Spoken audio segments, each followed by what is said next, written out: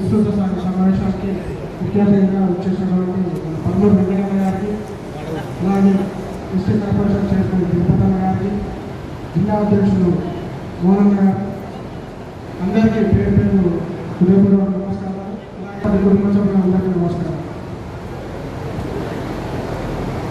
శ్రీలన్న గారు ఎప్పుడో ఒకటి చెప్తుండే, టీం గారు చాలా వీక్ ఉంది అని, కానీ ఇప్పుడు మనందరం కష్టపడి ప్రతి ఒక్క గ్రామంలో కానీ ఎంపీటీసీ జెడ్పీటీసీ సర్పంచ్ ఇప్పుడు టీంగా చూస్తున్నటువంటి కౌన్సిలర్ ఎలక్షన్లలో ప్రతి సీటు మనం గెలిచి అన్నకు గిఫ్ట్ అయ్యాలని చెప్పేసి అందరికీ కోరుకుంటున్నాం.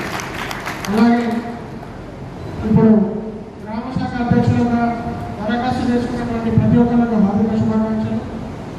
అందరినీ అంటే కొన్ని చోట్ల 3-4 అప్లికేషన్స్ వచ్చినాయనుకుంటా.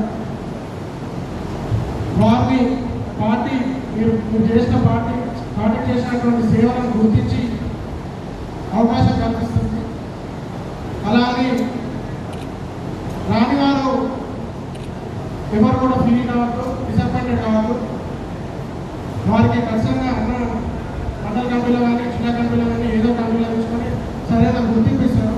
ఎవరు కూడా డిసప్పాయింటెడ్ అయ్యి వాటికి ఏం డిస్టర్బ్ కావద్దు, డిస్టర్బ్ చేయవద్దు.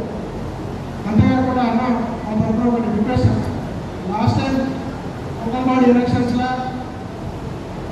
పార్టీ తరఫున పోటీ చేయాలంటే ఎవరు ముందుకు రాలేదు.